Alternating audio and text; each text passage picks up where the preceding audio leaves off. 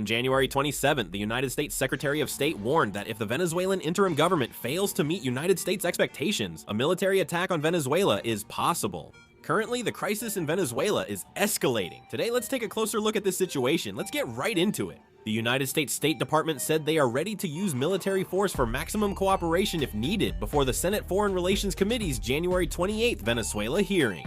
They said they hope it's unnecessary, but they'll never neglect their duty to Americans and their mission in the Western Hemisphere. Currently, after President Maduro was ousted by the United States, interim President Delcy Rodriguez is leading the country. However, the rise of new leadership has not solved all the problems, and the subtle tensions between the United States and Venezuela still persist. In particular, there are tensions between interim President Delcy Rodriguez and the United States over various issues such as the economy, policy, opening of the oil industry, and the release of political prisoners. On the surface, Venezuela appears to accept some of the demands from the United States, but in reality, it is taking a cautious approach to protect its internal political autonomy and national sovereignty. There are also many areas where Venezuela does not act at the speed or in the manner that the United States expects. Given this situation, the United States may have to consider tougher measures against Venezuela. United States Secretary of State Rubio mentioned in this regard that interim President Rodriguez is well aware of Maduro's fate and that his personal interests are also aligned with the core goals of the United States. This implies that the United States sees Rodriguez as a strategic tool. Rodriguez's side insists on making independent decisions despite outside pressure, choosing to cooperate with the United States without giving up national sovereignty. Let's examine the current United States-Venezuela situation. At the beginning of January, when an operation to oust President Maduro was suddenly launched, the United States and Venezuela faced a major crisis, but the operation unfolded so quickly. It seemed that no prolonged chaos occurred. After that, the United States steadily prepared to normalize relations with Venezuela. Immediately, the United States announced it would normalize Venezuela's oil industry and began directly managing the sale of Venezuelan crude oil. The United States State Department also sent staff in charge of Venezuela to the country and began preparations to reopen the United States Embassy in Venezuela, starting efforts to ease the strained diplomatic relations between the two countries. This is especially evident in the energy sector. On January 27th, reports said United States authorities plan to soon issue a general license lifting some sanctions on Venezuela's energy sector. Reuters reported that this move by United States authorities marks a shift from their previous policy of granting individual sanctions waivers to companies operating in Venezuela. What this means, simply put, is that the sanctions imposed on Venezuela are being lifted. The United States has imposed sanctions on Venezuela's entire energy industry since 2019. With President Maduro removed, are they trying to lift the sanctions? Once they get the license, Venezuela can boost oil production and exports, so companies like Chevron, Repsol, Eni, Reliance, and Industrias are applying. And the United States and Venezuela are continuing preparations to promote an oil supply contract worth $2 billion, about 2.8 trillion won, and a Venezuelan industrial reconstruction plan worth $100 billion, about 142 trillion won. The CIA set up a base in Venezuela and increased its activities there. A cable news network report says the United States set up a CIA base in Venezuela to expand its influence before opening an embassy. The CIA is reportedly making unofficial contacts with Venezuelan interim government factions and opposition leaders to build relationships. They appear to be solidifying their position by setting up a base to act as a strategic hub for intelligence gathering and influencing Venezuela's political and economic decisions. CIA agents are reported to have secured various channels to achieve United States policy objectives by maintaining contact with key oil company officials, local administrative leaders, and various civil organizations. These activities could have a direct or indirect impact on Venezuela's future policy decisions and the process of attracting foreign investment, and are likely to serve as an important means of continuously adjusting the delicate balance between tension and cooperation in the relationship between the two countries. Venezuela is speeding up the release of political prisoners at the United States' request. As of January 27, the total released has reached 266. President Donald Trump of the United States also stated on the social media platform Truth Social that Venezuela is releasing political prisoners at a rapid pace and expressed his gratitude to the Venezuelan leadership for agreeing to this humanitarian measure.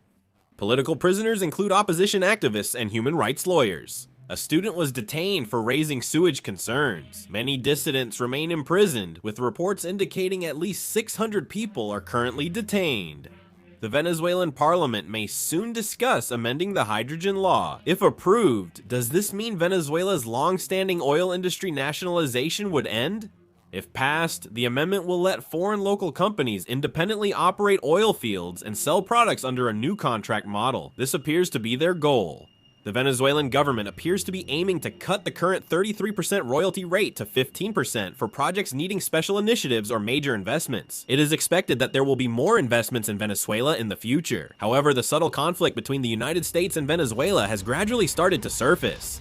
The United States eased some sanctions, suggesting possible cooperation with Venezuela, while Venezuela appeared cooperative by gradually accepting United States demands to open its energy and oil sectors. Despite appearances, tension between the two countries runs deep, and the fragile balance could be disrupted at any time. On January 26, acting President Delcy Rodriguez told oil workers in Puerto La Cruz that Washington's influence on Venezuelan politicians has gone too far, and Venezuela should now address its own issues. President Rodriguez stressed that Venezuela isn't afraid of the United States and is open to relations, but only if they're based on mutual respect. These remarks go beyond a simple diplomatic message and are seen as a strong signal that, while accepting the demands of the United States, Venezuela intends to protect its national sovereignty and pride. The issue began when United States Secretary of State Marco Rubio mentioned possibly using force against Venezuela before a Senate Foreign Relations Committee hearing. Rubio said the United States is ready to use force if other options fail. While no attack has happened, tensions between the countries have become a clear military warning. United States pressure goes beyond military threats. President Trump has urged Venezuela to open its energy sector, allowing American oil companies access to its reserves and increasing economic control.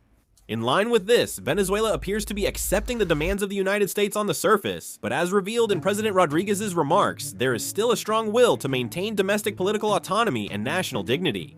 The tension between the two countries is increasingly exposing the risk of sudden military or political conflict beneath diplomatic and economic cooperation.